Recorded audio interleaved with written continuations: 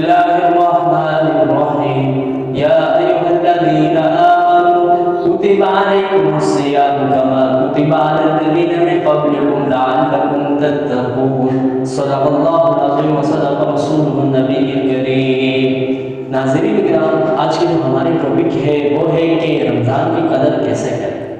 رمضان کا مہینہ اللہ رب العزت کی ایک بہت بڑی نعمت ہے۔ اس مہینے کے بارے میں اگر میں آپ کو بتاؤں تو آپ صلی اللہ علیہ وسلم جب رجب کا چاند دیکھتے تو اس وقت دعا فرماتے اللہم بارک لنا فی رجب و شعبان وبلغنا رمضان، کہ اللہ مجھے رجب و شعبان کے مہینے میں برکت عطا فرما اور رمضان تک ہمیں پہنچا دے۔ رمضان مبارک کے روزوں کی بہت زیادہ ثواب ہے۔ آپ صلی اللہ علیہ وسلم کی حدیث مبارکہ میں اگر ہم دیکھتے ہیں، آپ صلی اللہ علیہ وسلم فرماتے ہیں کہ کسی شخص نے اگر بغیر کسی عذر شرعی کے رمضان کا روزہ چھوڑا، اگر وہ اس کے مقابلے میں پورا سال روزے بھی رکھ لے لیکن اس ایک روزے کی ثواب تک وہ نہیں پہنچ سکتا۔ کس قدر اہمیت ہے اس رمضان المبارک کی روزوں کی۔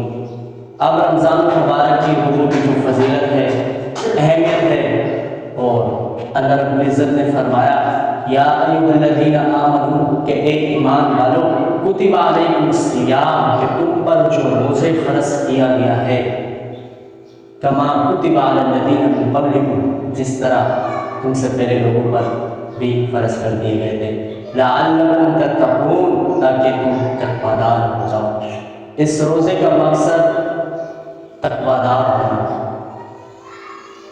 رمضان المبارک کی قدر کیسے کریں؟ تو سب سے پہلے رمضان المبارک کی قدر ہمیں اگر کرنی ہے تو رمضان المبارک میں ہمیں روزوں کا اہتمام کرنا ہے۔ یہ سب سے بڑی عبادت ہے اور سب سے بڑی اہم فریضہ ہے۔ تو ہمیں رمضان کی قدر کرنی ہے تو سب سے پہلے ہمیں رمضان کی روزوں کو رکھنا پڑے گا۔ یہ رمضان کی بہت بڑی قدر ہے۔ دوسری کام ہمیں جو کرنا پڑے گا وہ ہے کہ ہم گناہوں سے دوری اختیار کرنی پڑے گی۔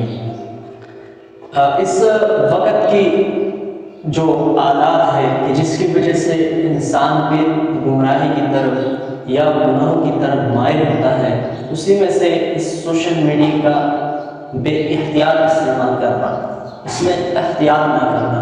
تو رمضان المبارک کے مہینے میں اس سوشل میڈیا کو حد تک امکان اگر آپ اس سے اپنے آپ کو بچانا چاہیں تو اس سے اپنے آپ کو بچائیں اور فضولیات میں اس سے آپ دور رہیں تاکہ آپ کے روزے پر فرق نہ پڑے۔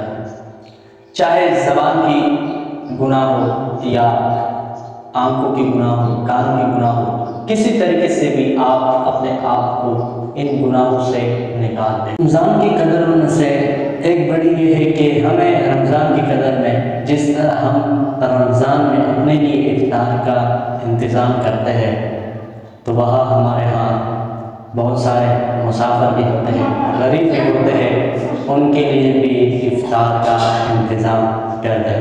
یہ بھی رمضان کی قدر سے ہے۔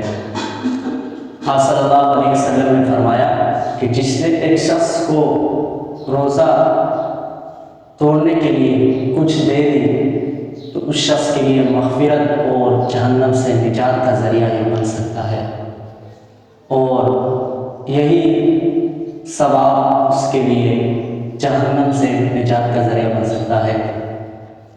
صحابہ اکرام نے عرض کیا کہ یا رسول اللہ، ہمارے پاس تو اتنا استطاعت نہیں، تو آپ صلی اللہ علیہ وسلم نے جواب میں فرمایا کہ اگر استطاعت نہ ہو، صرف ایک پانی کے گلاس بھی کسی کو پیش کر دے تب بھی اس کا ثواب حاصل ہو جائے گا، اور جس نے روزہ رکھا ہے اس کے ثواب میں ذرا برابر کمی نہیں ہوگی، دونوں کو برابر ثواب ملتا رہے گا۔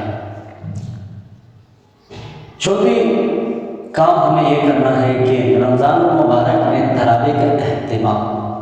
دیکھیے ہمارے ہاں اس معاملے میں بہت غفلت برتی جاتی ہے کہ تراویح کا اہتمام نہیں ہوتا۔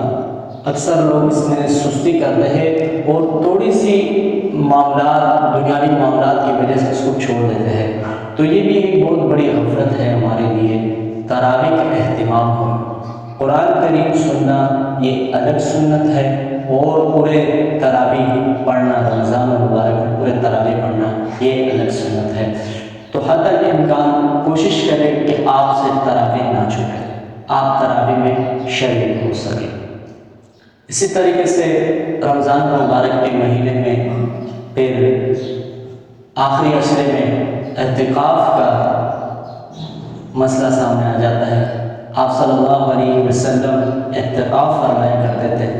اس اعتکاف کے بڑے فائدے یہ ہیں کہ انسان پھر گناہوں سے محفوظ ہو جاتا ہے اور اللہ تعالیٰ کی عبادات کی طرف توجہ ہو جاتا ہے، اور اللہ تعالیٰ کی عبادت میں دلگی پیدا ہو جاتی ہے، اور آخر میں شب قدر کو پانے کا ثواب اس کو حاصل ہو جاتا ہے، اور تہجد کی عادت پڑ جاتی ہے۔ ظاہر ہے جب یہ 10 دن معمول کے ساتھ نوافل کو پڑھتا ہے تو اس کی عادت بھی پڑ جاتی ہے۔ ناظرین کرام، ویڈیو زیادہ لمبی ہو جائے گی، اسی وجہ سے یہ چند مختصر باتیں ہیں۔